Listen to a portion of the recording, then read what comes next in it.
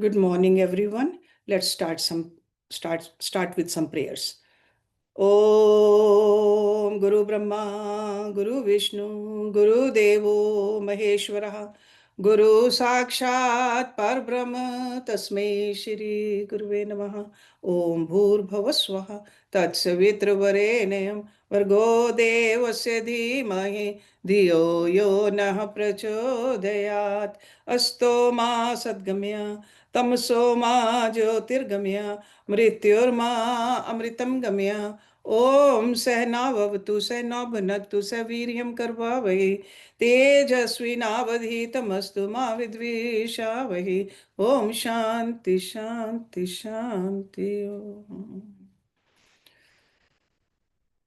In Shrimad Bhagavad Gita, Kaam, Krodh, Lobh are referred to as the triple gates to hell. Last couple of weeks, we have talked about Kaam and Krodh. Kaam is the desires, Krodh is the anger. So the third gateway to the hell is, according to Lord Krishna, Lobh, greed. Trividham narkasyedam dwaram nashanam atmakam. Kamaha krodhas tatha lobhas tasmat etat trayam tyajet. This is in chapter 16. I think verse number 21. Lust, anger, and greed are the three gates of hell leading to the downfall of the individual. And the last part of this shalok, tasmat etat trayam tyajet. Therefore, one must give up these three. Due to ignorance, avidya, and inadequate philosophical insight, the minds of most of the people abound with innumerable desires. The constant pressure exerted by these desires weakens our will and causes that all-devouring, gluttonous demon of greed to thrive in our personality.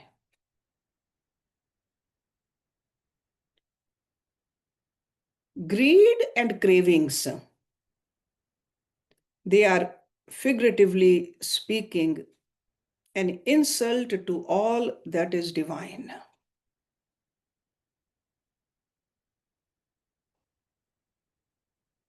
Our suffering from the disease of Lobh, the greed, defiles divinity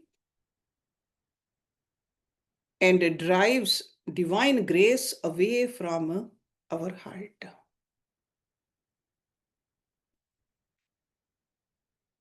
This is well established or pointed out in a story of the Suti Buddha. We have often talked about that story of Suti Buddha. You remember that devotee? He will burn the fragrance in his temple. He had several deities in the temple, but he wanted to give that fragrance of the incense to only Lord Buddha, because that was his chosen deity. So he just put a covering on it and burned the incense only in front of Buddha, so that no other deity get the fragrance. What happened after a while? After creating that wall around Buddha, the whole Buddha's image got sooted, darkened. This is what happens to us. The spirit within us, the soul within us, becomes sooty with selfishness. So essence of the soul doesn't change, but we don't even see the brightness of our spirit. The light of our soul does not shine through the apertures of this body. It is so suited with the selfishness, greed.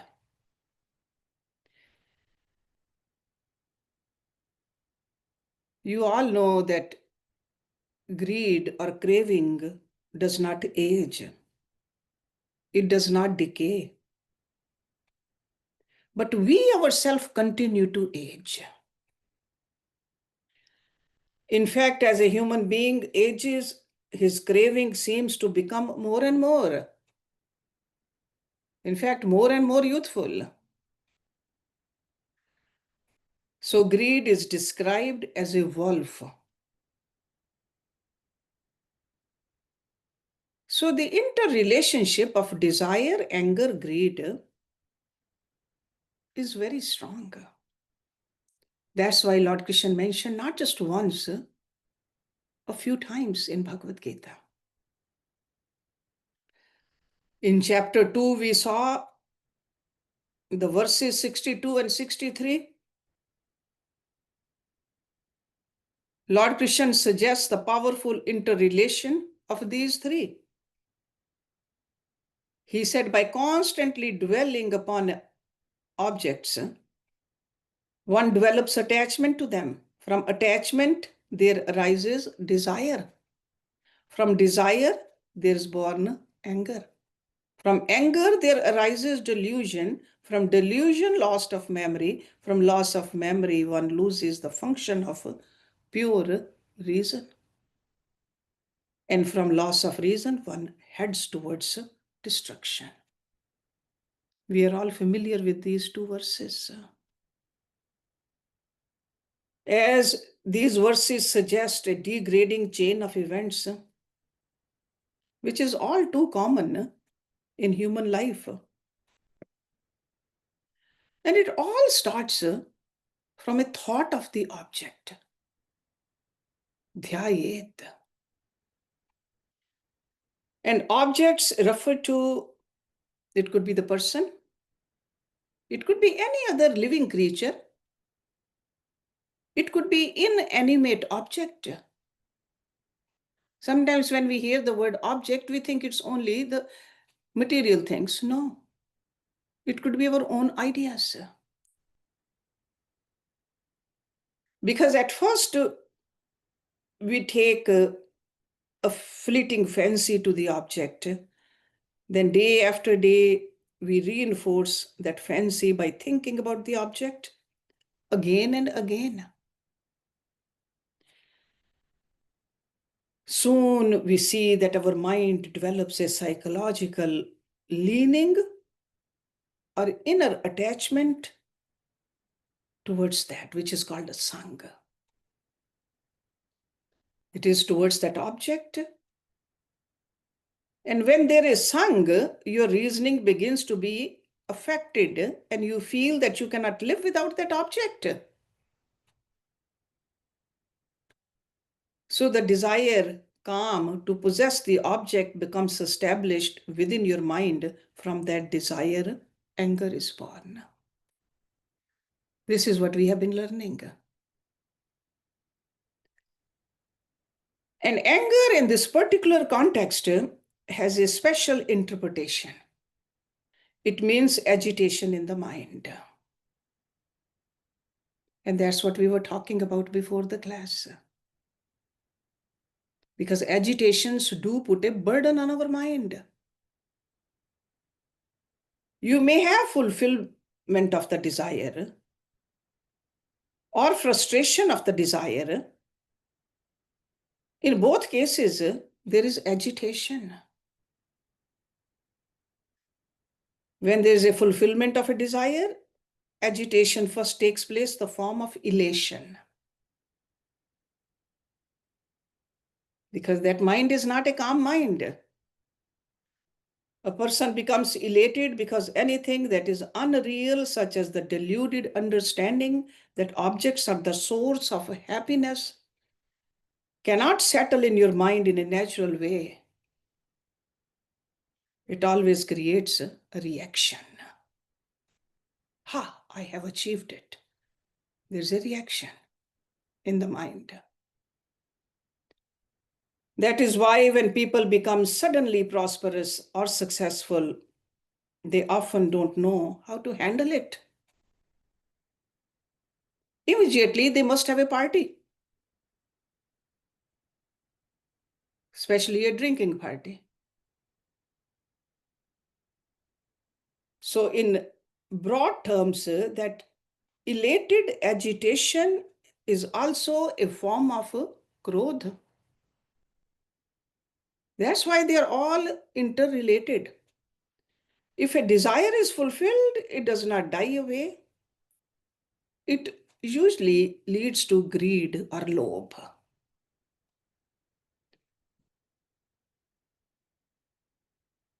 Sometimes we wonder, why should a person become greedy if his desire is fulfilled?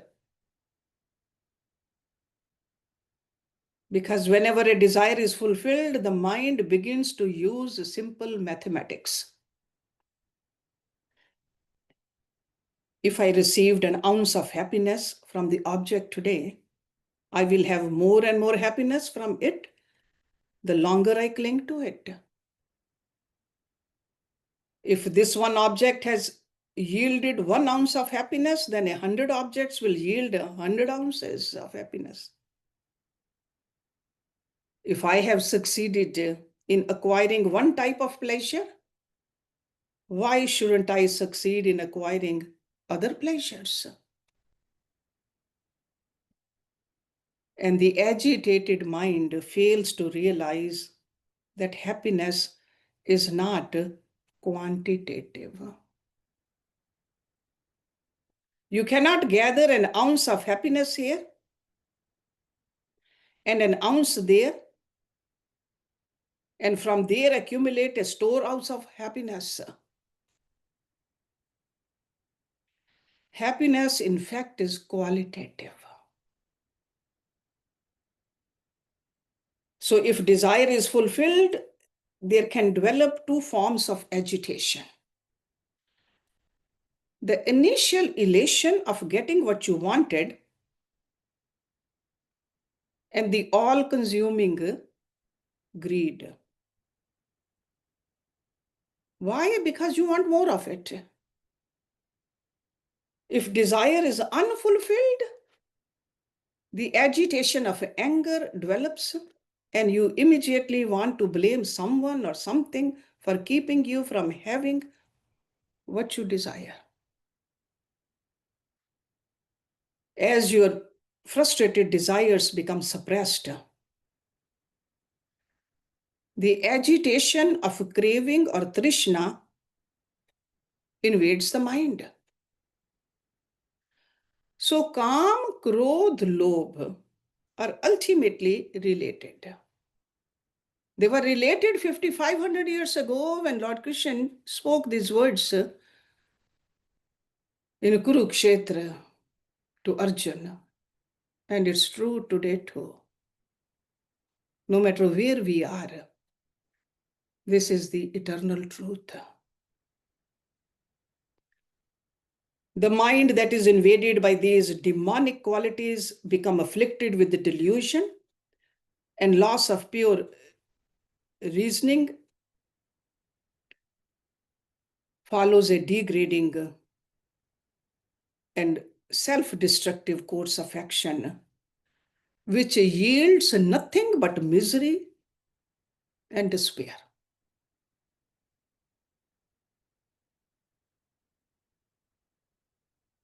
This greed, there are several stories about greed. I'm sure you heard these when you were little, because parents, they want the children to stay away from this greed. One story which I heard when I was little, the story is from Middle East. The merchant who was blinded by greed. He had the camel rental business.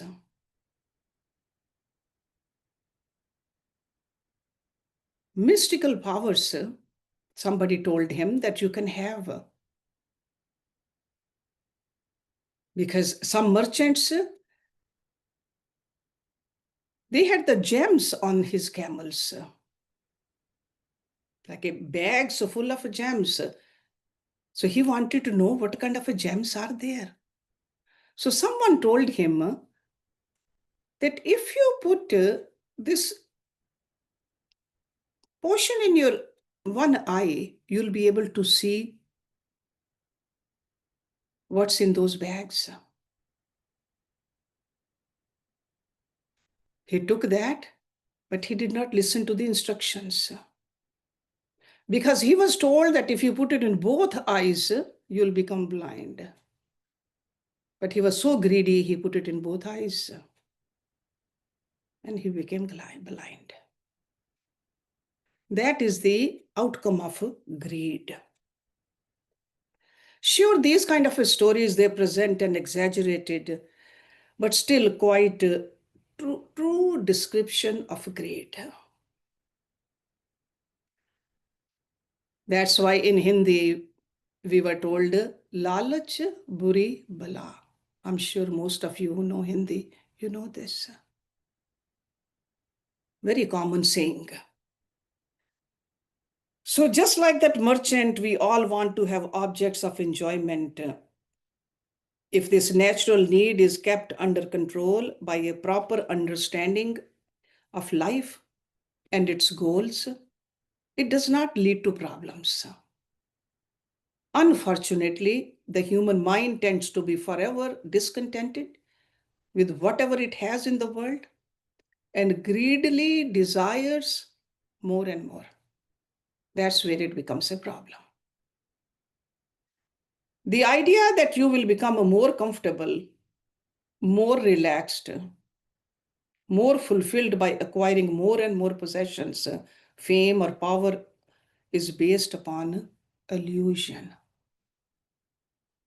No one finds peace and contentment by having more of anything, except philosophical understanding.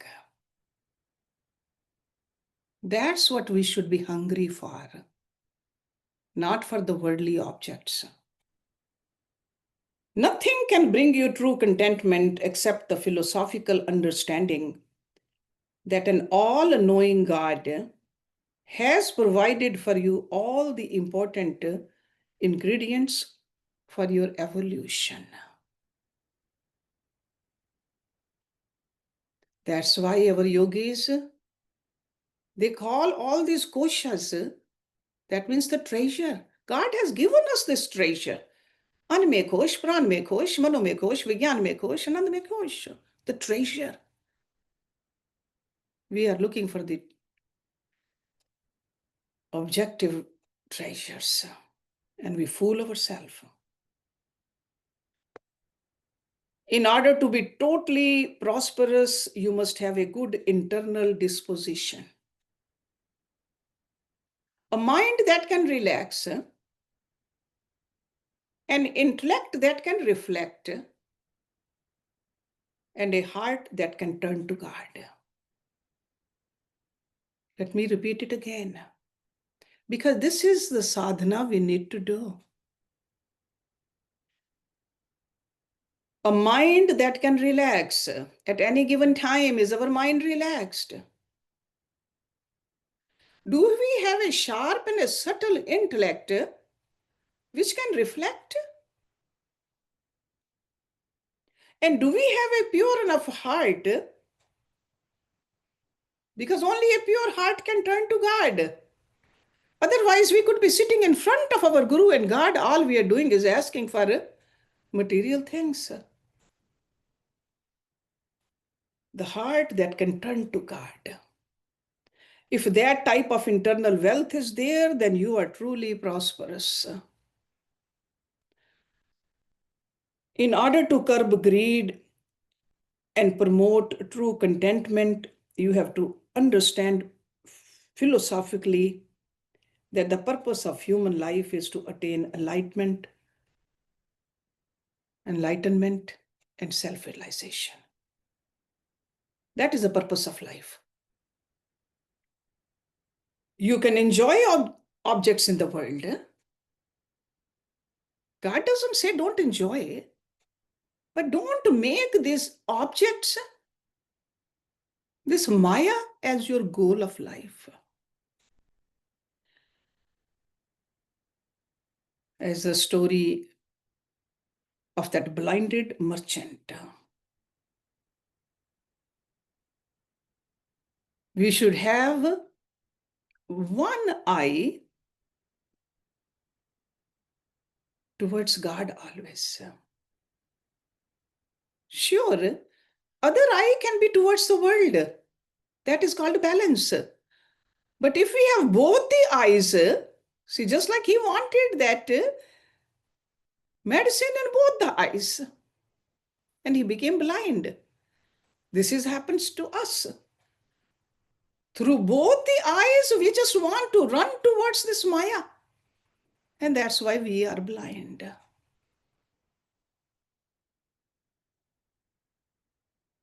We live in this world, but we should have a sense of detachment and freedom that lets us know that we are above the world, like a lotus flower.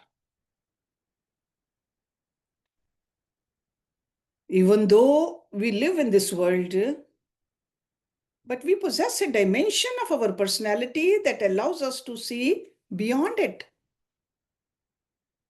Not to become totally immersed in the world is the great secret behind all religion and spiritual philosophy.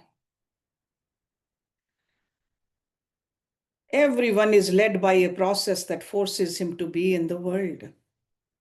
Everyone is compelled to do certain things, to undertake certain projects, to discover certain talents, to achieve certain things in the world. But if you lose sight of the inner self as you do, then all your achievements become nothing. And you end up feeling humiliated, just like that blind man. On the other hand, if you discover that transcendental dimension within yourself, you will perform your duties with the purity of your mind. You will not embark upon a project because of uncultured desires, egoism, and pride. The work you do will bring about harmony and peace, and it will be auspicious for humanity. The quality of your work will be spiritual. It will carry a heavenly fragrance. In addition, you will develop an awareness that you are not the doer. This is another thing Lord Krishna teaches us in Bhagavad Gita, that you are ever free. You could be working very hard to accomplish things in the course of your daily life, but inwardly, you will feel that you are ever free, untouched with that burden. Even if the greatest calamity were to befall, it wouldn't shake you. This is what we have learned in the scriptures. Or even the life stories of those great saints or God incarnates and the gurus. A greedy person is not aware of his own resources. He is only aware of what others have and always thinks that others are better off than he is. It's like a millionaire is very happy until he meets a billionaire. There are always people who surpass you in some way or the other. It could be in wealth, health, looks, power, or fame. The human heart can always be discontented. We are all students of yoga. What yoga teaches us Yoga teaches the importance of not comparing yourself with others. Everyone has been given the best situations for the advancement and unique. What you have been given, no one else possesses exactly the same way.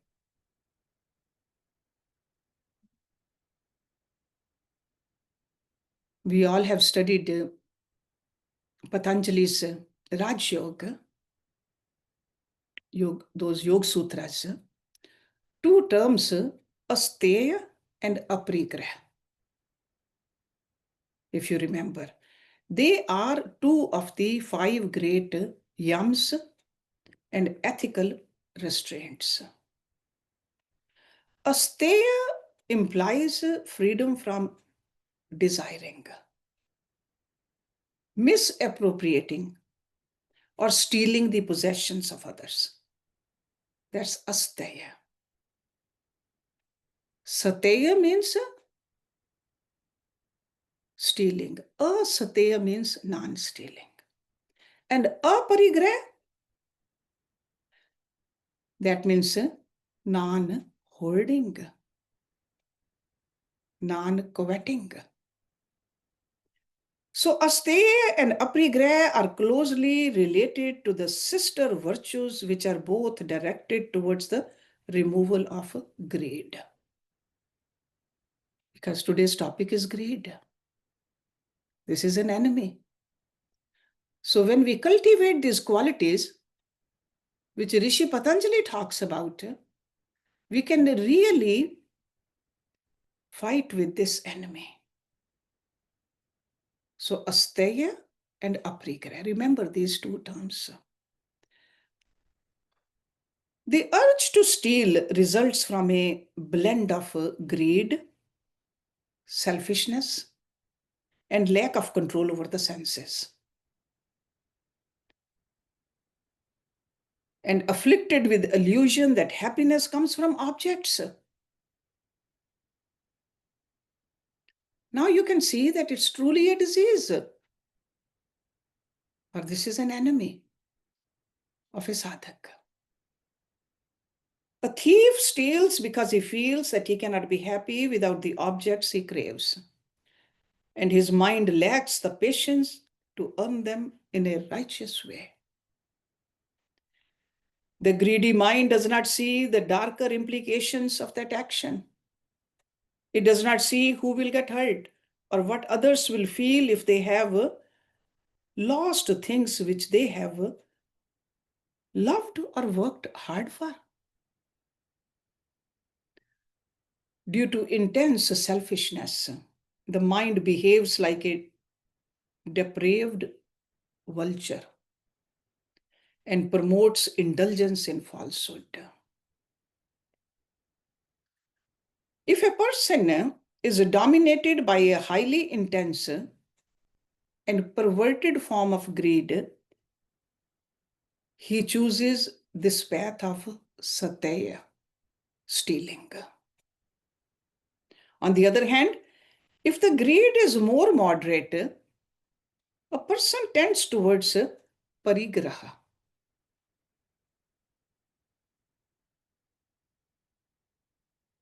Adopting methods that are normally considered righteous, he continues to crave objects, accumulate more and more of them, hoarding them beyond his needs. Such a person is not stealing from others. He is simply obsessed with the idea that if I have more and more, I'll be happier. He keeps on multiplying his possessions. And afraid to lose all the possessions that he has acquired, he becomes tied to a place, tied to objects, and constantly feeling the need to take care of those things.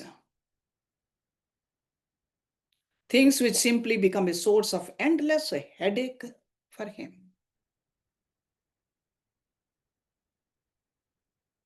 Further, there's a great illusion involved in the idea that by acquiring more and more possessions, you will become secure and comfortable. It is like chasing a mirage in order to quench your thirst. If you were to study your life and the lives of people around you, you would realize the more does not necessarily mean happier.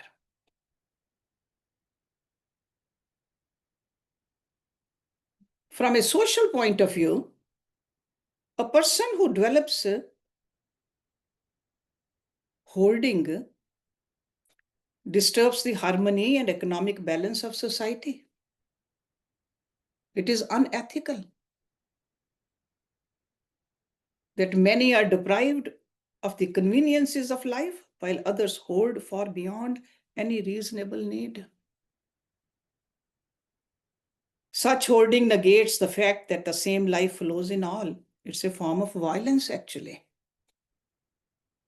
You are hurting others by developing exaggerated greed, causing disharmony, disbalance in society. In a more elevated society, there will be an entirely different kind of greed. Greed for the attainment of spiritual values. One would crave for more and more sincerity, more mental peace, more goodness, more gentleness, more control of life. So if you want to be greedy of these virtues. Because if this ideal was practiced, there would be peace in the individual who practices it. And he would radiate and promote happiness and peace in the environment around him. When you are greedy, your will becomes weak. Will is Sankalp Shakti, which is a very important power we need on the path of spirituality.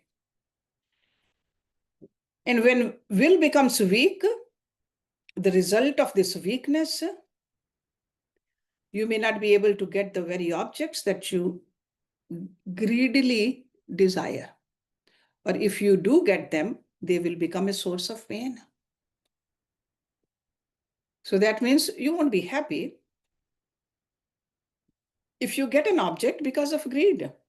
On the other hand, if you do not have greed, then all the objects that you need in your spiritual evolution will come to you automatically. So a person who is free from greed is able to command matter and all material needs. He is the master of the matter, uses a matter according to his or her need. But when the mind is weakened by greed, a person is allowing himself to be used by matter. So choice is ours. The matter is here, Prakriti is here for us to use, not to be used by. If you are master of your possessions, you are prosperous. If the possessions are possessing you, then you are not prosperous.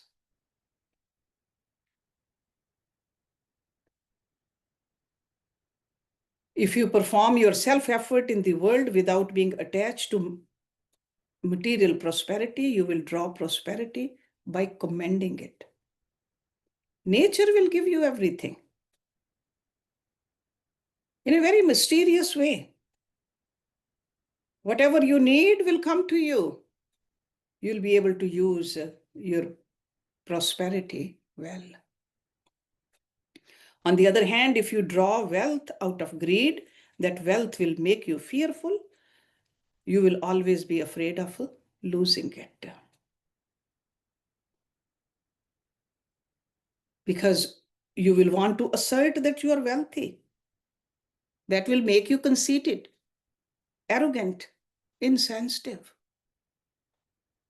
So external or material prosperity is not healthy unless it is accompanied by internal prosperity. So that means we got to learn how to develop the divine qualities in our personality. Only then it is a healthy prosperity. Without this, there will be a pressure of wealth, which is a burden. So if a person is free of greed, established in non-stealing, he has discovered the secret of abundance. Again, going to Rishi Patanjali's Yoga Sutras, he says, Asteya pratishthyam sarvaratno upsthanam. It's translated in English like this: when a person is established in non-stealing, he acquires the power of attracting all jewels and pearls, all wealth to himself. Sarvratna.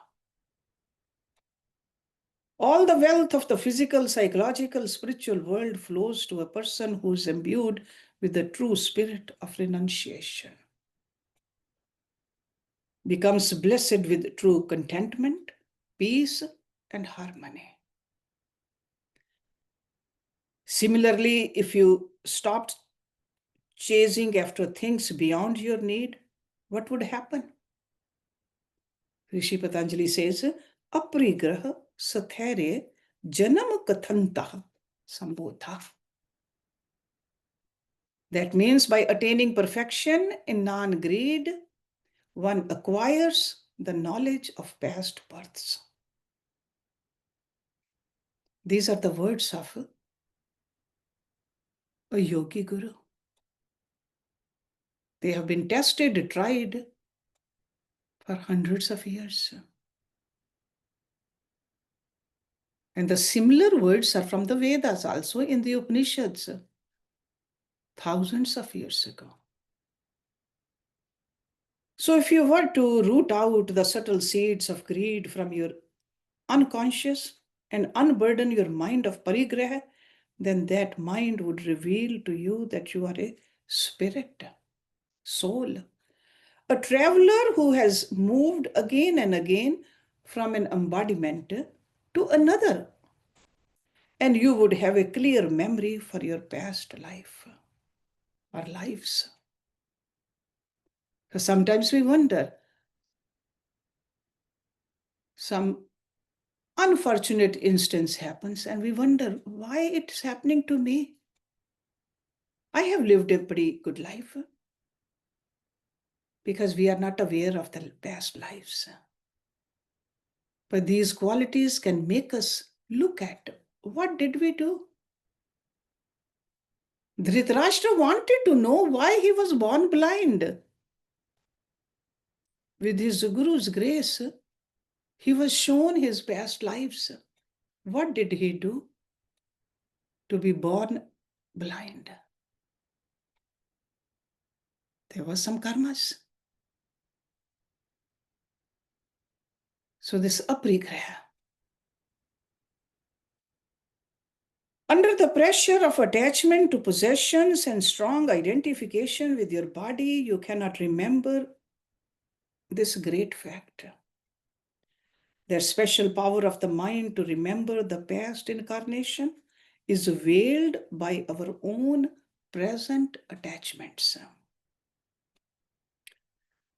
The moment greed is eliminated and the mind relaxes, you begin to develop awareness. I am a spirit, and this world is not my final stay. I am in transit. As a personality, I exist in this world for only a short time.